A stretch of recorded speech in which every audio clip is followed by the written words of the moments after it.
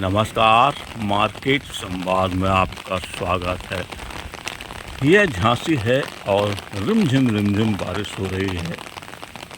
बारिश का हालांकि मौसम है, भले ही देश के विभिन्न राज्यों में बारिश से आफत का कहर हो रहा हो, आफत मची हो, चाहे वह दिल्ली हो, हिमाचल हो, पंजाब हो या कहीं भी, लेकिन फ़िलहाल उत्तर प्रदेश के झांसी में अब ये बारिश पूरे कहर पर नहीं है।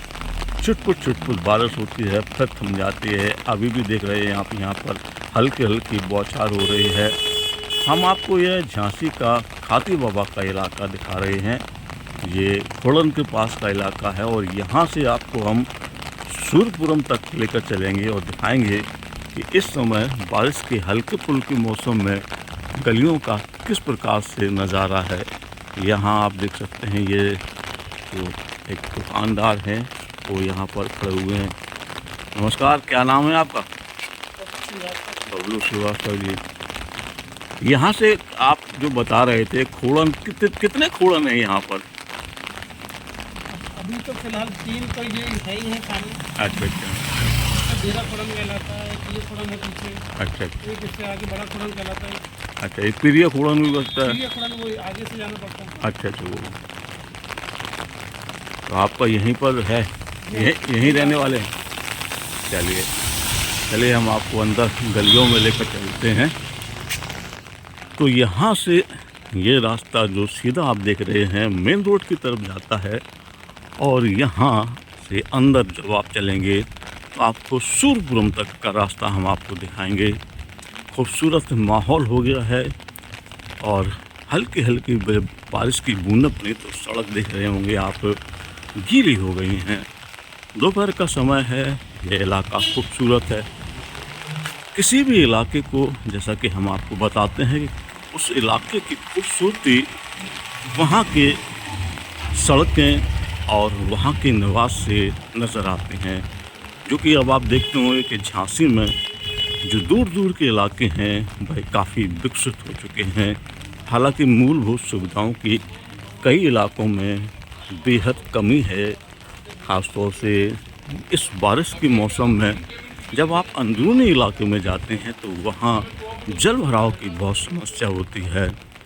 यह स्मार्ट सिटी झांसी के लिए एक बड़ा सवाल है और कई बार हमने इस मुद्दे को उठाया भी है कि जब स्मार्ट सिटी के लिए आप मुख्य सड़कों को अच्छा बनाते हैं तो जो गलियों में मकान बन रहे होते हैं या निर्मित हुए, उनको भी बेहतर तरीके से संयोजित करना चाहिए। और इसके लिए जब आप स्थानीय पार्षदों को चयन करते हैं तब यह जिम्मेदारी उन पर ज़्यादा हो जाती है कि वह अपने इलाके के विकास के लिए किस तरह से काम करते हैं। ये इलाके तो आपको बहुत खूबसूरत नज़र आ रहे होंगे, चौड़ी सड़क, साफ सड़क, लेकिन जब आप अंदरूनी इलाकों में चलेंगे तो वहाँ जो निर्माण कार्य होते हैं और उसकी वजह से जब गलियाँ थोड़ी अव्यवस्थित नज़र आती हैं, पानी में जल भराव जैसी हो जाती हैं, तो इलाके आपको पिछड़े लगने लगते हैं। इन इलाकों को हम बारिश के मौसम में इसलिए दिखा रहे हैं ताकि आप यदि इन इलाकों में कभी आए हों तो आपको जो पुराने, जब कभी आप हों और आपने इन इलाकों को नहीं देखा है, तो जब देखते हैं आपको कई यादें आपके मानस पटल पर उभरती हैं। हम शहर के अधिकांश इलाकों में घूमे हैं और घूमते हैं। ये इलाके भी हमने आपको शायद पहले दिखाए हों। अच्छा लगता है जब आप अपने शहर के किसी इलाके को जो विकसित हो रहा हो या विकसित हो चुका है उसको देखते हैं, क्योंकि जब आप कहीं दूर होते हैं तो आपको ऐसे इलाके देखने के बाद अपने घरों की याद आती है। यहाँ से आप जब टर्न ले रहे हैं ये वाले रास्ते से तो यहाँ से सूरपुरम आ जाएगा। यह ट्यूबवेल रोड का इलाका है, खोड़न ट्यूबवेल रोड जिसे कहते हैं, वो इलाका इसको कहा जाता है। और यहाँ से आप, जैसा कि मैं बता रहा हूँ, सूरपुरम को जाते हैं तो आपको, जैसा कि हमारे पूर्व के एक सब्सक्राइबर जो पीछे जिनसे अभी हमने बातचीत की थी, उन्होंने बताया कि जो खोड़न है वह कई भागों में है। पीरिया खोड़न, छोटा खोड़न, बड़ा खोड़न। तो इस प्रकार के जब इलाके आप देखते हैं तो आपको लगता है कि कुछ जो शहर है वो बदल रहा है। ये आप सामने देख भी सकते हैं, लिखा है जय श्री राम बागेश्वर धाम खोड़न। तो ऐसे खूबसूरत इलाके जो गांव में हैं लेकिन अब शहरी हो गए हैं तो अच्छे लगते हैं। तो यहाँ जो आप देख रहे हैं खोड़न खाकी बाबा वाला इलाका है, और यहाँ पर एक नाला है, उसको क्रॉस करते ही आप सूरपुरम में प्रवेश कर जाएंगे। और हम इसीलिए आपको ये दोनों इलाके दिखाने के लाए हैं। इसको कह सकते हैं कि ये दोनों इलाकों के बीच की सीमा है। हालांकि यहाँ से सिर्फ मोटरसाइकिल जा सकती हैं, बड़े वाहन यहाँ से नहीं निकल सकते हैं। लेकिन ये रास्ता आपको जब अंदर जाएंगे तो आपको सूरपुरम का इलाका नज़र आएगा।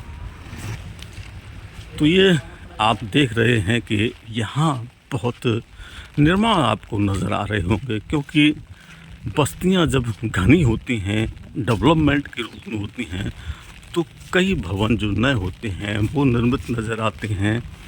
हल्की फुल्की बारिश का, जैसा कि मैं आपसे कह रहा हूँ कि लगातार यहाँ पर मौसम है, और इस बूंदाबांदी के बीच यह इलाके बड़े अच्छे लगते हैं। जब आप ऐसे इलाकों में प्रवेश करते हैं, देखने में अच्छे लगते हैं, खूबसूरत होते हैं। और हमारे जो शहर होता है, जिस शहर में आप रह रहे हैं या रहे हों, उसके बदलाव को वह दिखाते हैं। कुछ जगह आपको ग्रामीण परिवेश जैसी स्थिति दिखेगी, तो कुछ जगह स्मार्ट सिटी जैसी भी नज़र आएगी।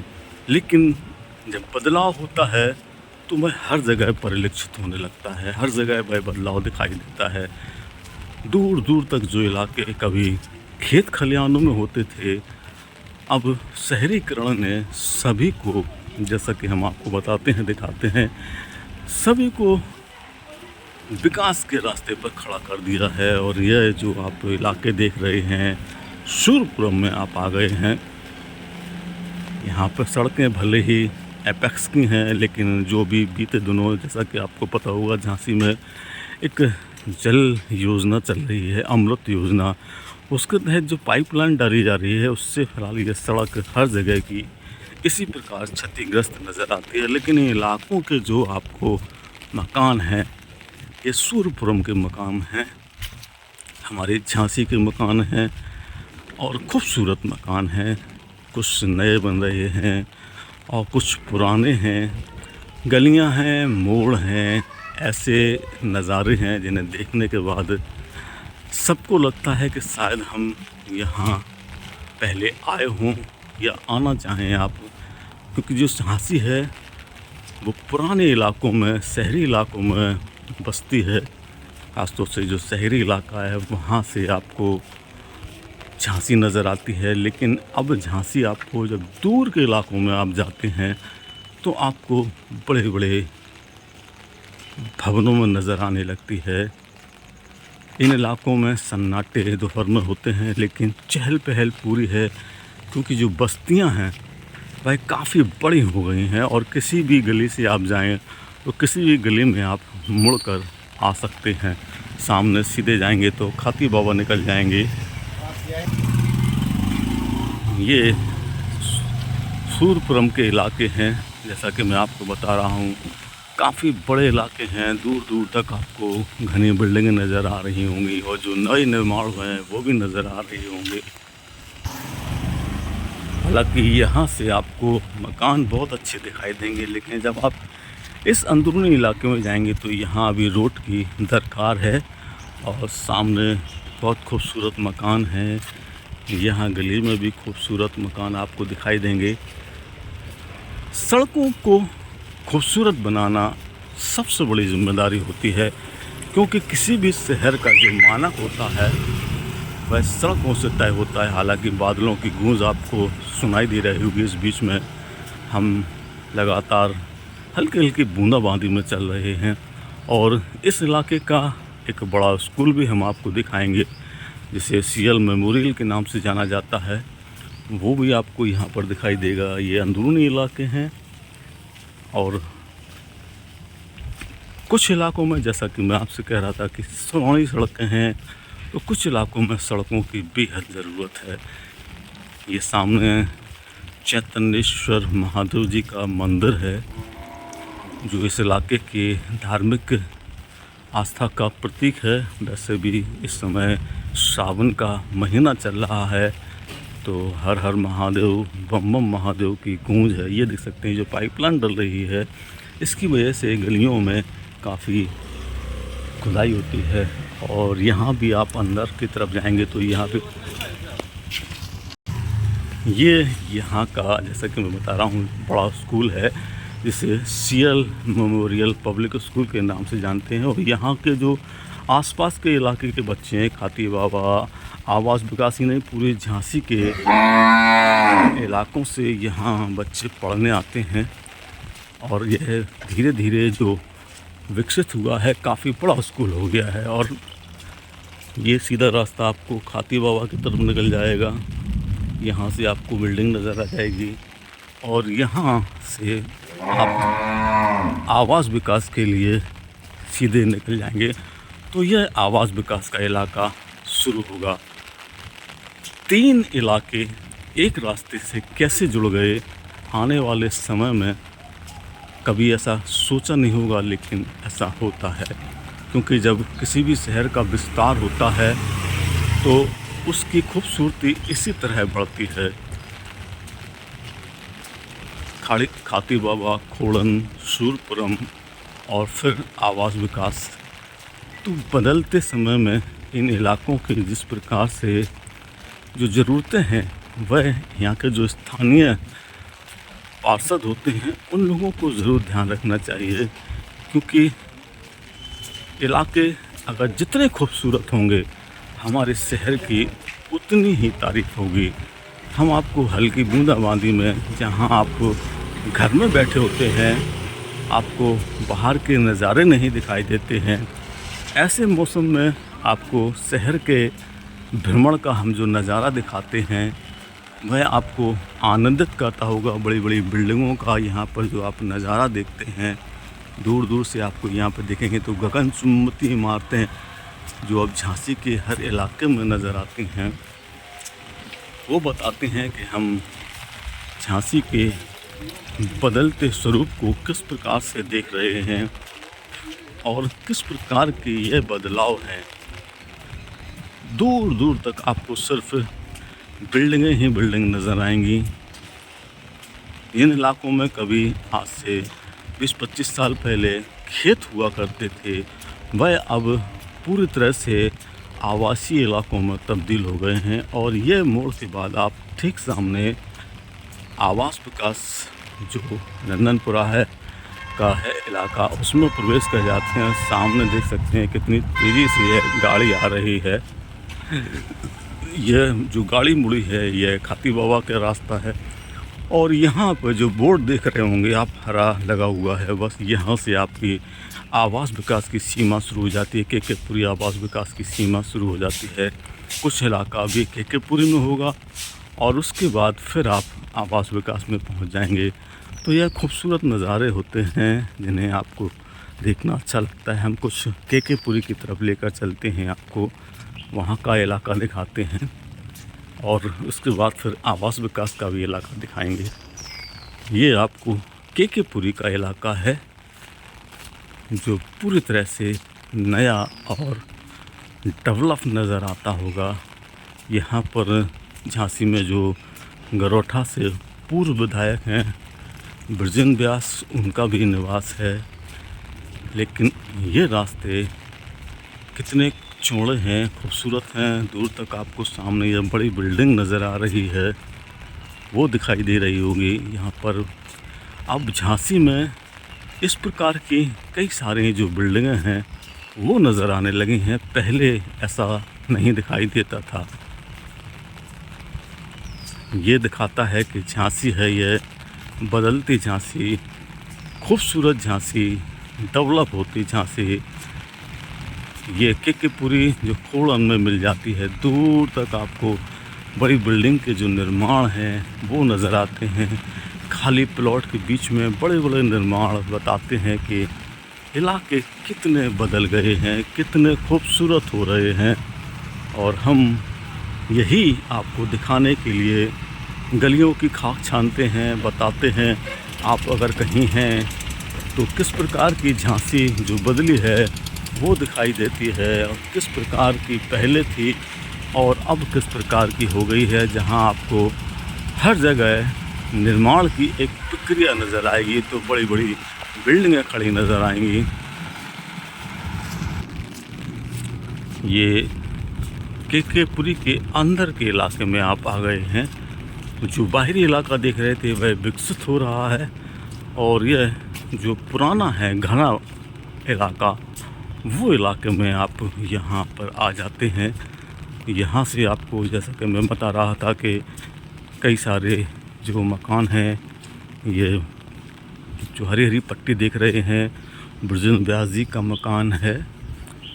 और यहाँ से ये मकान उन्हीं का पीछे का हिस्सा भी आपको दिखाई देंगे। हम आपको ये केकेपुरी के इलाके में चल रहे हैं। आप यहाँ सड़क आपको गीली दे रहा है क्योंकि हल्की हल्की बूंदाबांदी जारी है।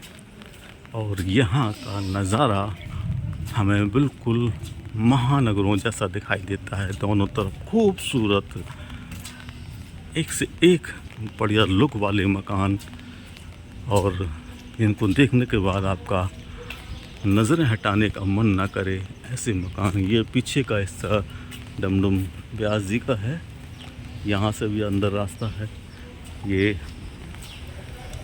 और यहाँ पर आपको जो भारतीय जनता पार्टी की नेत्री हैं कुसुम कुशवाहा जी, उनका यह निवास है, जो कि बहुत अच्छी समाज सेविका हैं और निरंतर समाज के कार्यों में एक्टिव रहती हैं। यह उनका निवास है। सीधा रास्ता आपको केकेपुरी के अंदरूनी इलाके में ले जाएगा, जो घनी बस्ती वाला इलाका है वहाँ ले जाएगा। और यहाँ से जब आप दाएं मुड़ेंगे तो एक पुराना ही यहाँ का स्कूल है, जिसे सरस्वती ज्ञान मंदिर के नाम से आप लोग पहचानते होंगे। हम आपके बच्चे निश्चित तौर पर इसमें पढ़े होंगे। यहाँ के जो प्रिंसिपल हैं भगवत नारायण शर्मा जी, वह काफ़ी लोकप्रिय हैं। और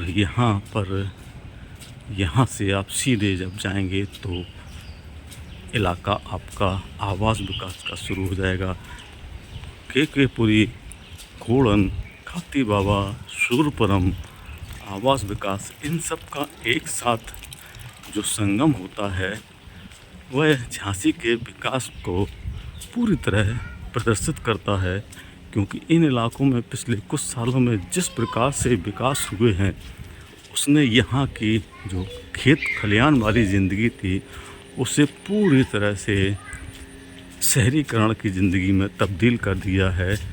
और यहाँ पर जो आपको अब चौराहा आएगा, जहाँ सामने आप लड़के को जाते देख रहे हैं,